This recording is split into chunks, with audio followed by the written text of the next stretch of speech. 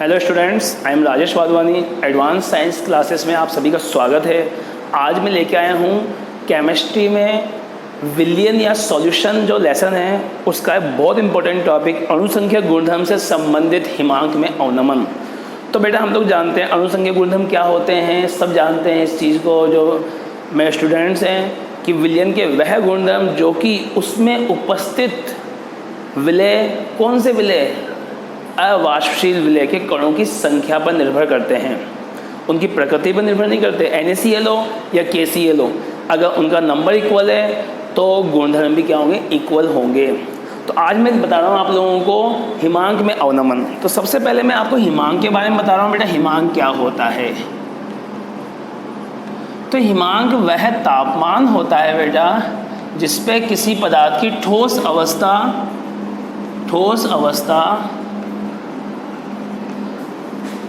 तथा द्रव अवस्था दोनों का वाष्प दाब इक्वल हो जाता है। दोनों का वाष्प दाब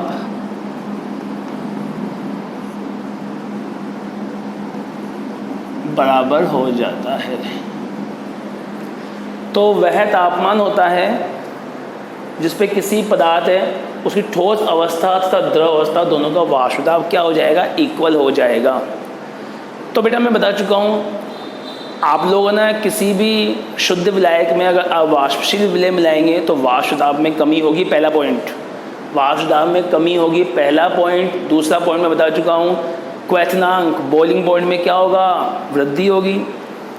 और तीसरा पॉइंट आज बता रहा हूँ, हिमांक में कमी होगी। एग्जाम्पल के फॉर्म में बता रहा हूँ कि जैसे आपने पानी है, उसका जो हिमांक है वो 0 डिग्री सेल्सियस है।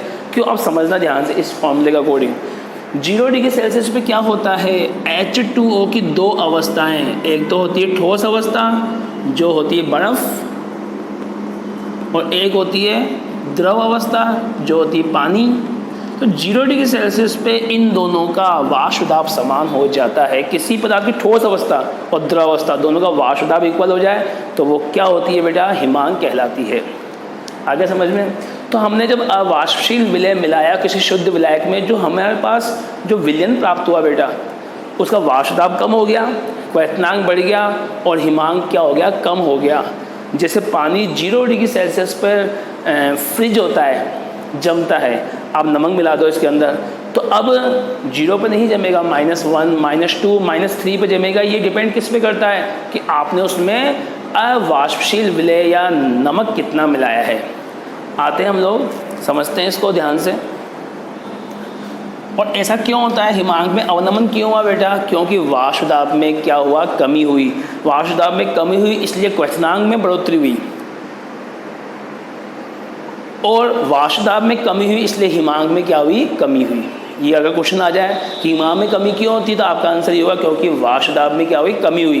क्वेश्चन आ जाएगी यदि क्वथनांक में बढ़ोतरी क्यों हुई, क्योंकि वाष्प दाब में क्या हो गई, कमी हो गई। अब देखिए, अगर हमारे पास शुद्ध जल है H2O, इसका जो हिमांक है उसको TF0 से मान लें। अब हमारे पास H2O + NaCl है तो TF से मान लें इसको। दोनों में डिफरेंस ये क्या है, डेल्टा T भी क्या है, ये है हिमांक में अवनमन। हिमांक में अवनमन किसके बराबर होगा, ज़्यादा में से कम को माइनस कर दो, ज़्यादा कौन सा है, ये TF0, TF, हिमांक में अवनमन आ गया बेटा। अब आगे हम जानते हैं जो हिमांक में अवनमन होता है वो डायरेक्टली प्रोपोर्शनल होता है मोलल सांद्रता के। किसके होता है बेटा, मोलल सांद्रता के। ये हमने क्वथनांक उन्नयन में देख चुके हैं, ठीक है। तो अब डेल्टा TF = KFM। KF स्थिरांक है, क्या बोलते हैं इसको, मोलल अवनमन स्थिरांक। अगर बढ़ता तो उन्नयन स्थिरांक, कम होता तो अवनमन स्थिरांक।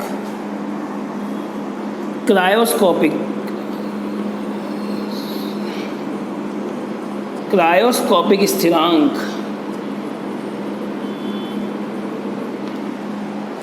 और तीसरा है हिमांक अवनमन स्थिरांक। ठीक है बेटा, तीनों हो गए। अब हम निकालेंगे के एफ का यूनिट। तो के बी की यूनिट अपन निकाल चुके हैं, वैसे के एफ की यूनिट है। आदि तो बच्चे कठिन महसूस करते हैं अगर एग्जाम में आके, तो अरे हमको नहीं आया। क्यों? क्योंकि बच्चों को सिखाया नहीं जाता है, उसको क्या याद करवाया जाता है। ये तो अपन को याद कराने का नहीं है, अपन सिखाने का मीन्स है यहाँ पे। देखिए ध्यान से, delta T F equal to K F M, K F equal to delta T F. ठीक है, इसको लेना है, एम को यहाँ ले लो, केल्विन मोल पर किलोग्राम, किलोग्राम को ऊपर ले लिया तो क्या हुआ, केल्विन किलोग्राम मोल इनवर्स। ठीक है, ये आ गया अपने पास। अब देखिए, हम जानते हैं एम क्या होता है, विलेय की मात्रा इन ग्राम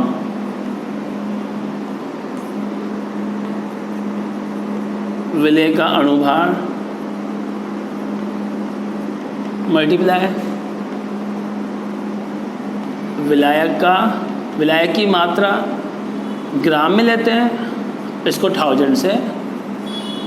ठीक है, तो हम क्या करते हैं, डब्ल्यू बी ए होता है विलायक के लिए और बी होता है बेटा विलेय के लिए।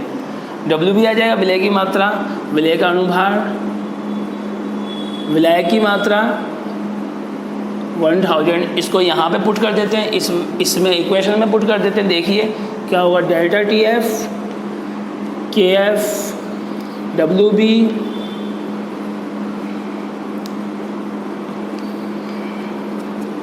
ये आ गया। अपना मुख्य उद्देश्य कॉलिगेटिव प्रॉपर्टीज है, अणुसंख्यक गुणधर्म का मुख्य उद्देश्य क्या होता है कि विलेय का अणुभार ज्ञात करना है। तो ये विलेय है बेटा, इसका अणुभार निकालना है अपन लोगों को। तो एम बी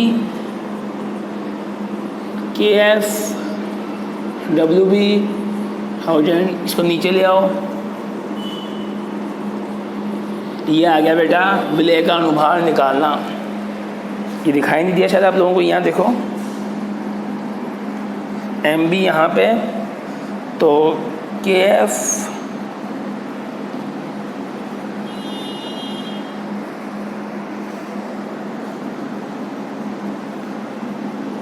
ये आ गया, एम बी निकाल दिया। एम बी बी मतलब कि विलेय है, तो विलेय का अणुभार निकाल दिया। अब हम लास्ट पॉइंट है इसका, ग्राफिकल रिप्रेजेंटेशन करेंगे, ग्राफ बनाएंगे। देखो बहुत सिंपल है, कई बार ग्राफ आ जाता है बेटा, हम लोगों ने इतना पढ़ लिया, ग्राफ नहीं पढ़ा, समस्या आ सकती है। सिंपल लगा होगा आप लोगों को ये बहुत, जो कंटिन्यूस देख रहे हैं उनको सिंपल लगेगा बेटा, जो बीच बीच में देखेंगे उनको बहुत टफ लगेगा ये सब चीज़ें। तो हम ग्राफ प्लॉट करें, ग्राफ थोड़ा ध्यान से देखना। यहाँ वाष्प दाब है, ठीक है, और यहाँ पे क्या टेम्परेचर, तापमान केल्विन में ले लो। तो हमारे पास एक ऐसा कर्व प्राप्त हुआ बेटा, एक दूसरा भी कर्व प्राप्त हुआ। तो एक जो कर्व है ये है हिमांकित विलायक के लिए।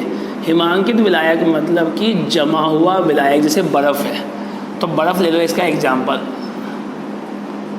और ये है विलायक।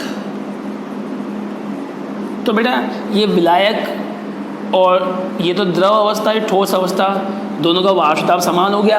तो हिमांक की अपने डेफिनेशन क्या बताई थी, वह तापमान जिस पर किसी पदार्थ के ठोस अवस्था एवं द्रव अवस्था दोनों का वाष्प दाब समान हो जाए। तो ये क्या आ गया, हिमांक आ गया। ये हिमांक किसका, शुद्ध के लिए आया, तो टी एफ नॉट आ गया। अब मैंने क्या बनाया बेटा, अब मैंने एक विलयन तैयार किया। ये विलयन के लिए देखो, ये रहा, ये विलयन है। तो विलयन इसमें क्या है बेटा, इसमें नमक है, कोई अवाष्पशील विलय है। तो इस विलयन का ये द्रव अवस्था हो गई, बहुत ध्यान से देखो, द्रव अवस्था, ये भी द्रव अवस्था है, विलायक की द्रव अवस्था। तो ये द्रव अवस्था हो गई, द्रव और ठोस का वाष्प दाब यहाँ पे समान हो गया। तो यहाँ पे क्या आ जाएगा, टी एफ, और दोनों का डिफरेंस क्या हो गया, डेल्टा टी एफ। तो ये आ गया वाष्प दाब में अवनमन। एक बार अगेन देखिए इसको, हम लोगों ने एक ये कर्व बनाया, एक कर्व ये ऑब्टेंड हुआ अपन लोगों को, ये ठोस के लिए, ये ठोस के लिए, और ये द्रव के लिए। ठोस और द्रव का दोनों का जहाँ वेपर प्रेशर इक्वल हो जाएगा, वाष्प दाब समान हो जाएगा, तो वो क्या हो जाएगा, हिमांक हो जाएगा। ऐसे ही विलयन है द्रव, तो ये द्रव और ये ठोस दोनों का इक्वल हो गया यहाँ पे वाष्प दाब, तो यहाँ पे क्या आ जाएगा, द्रव के लिए आ जाएगा, दोनों डिफरेंस निकल गया, तो डेल्टा टी एफ क्या हो गया, T F not minus T F, ये प्राप्त हो गया। Thanks for watching.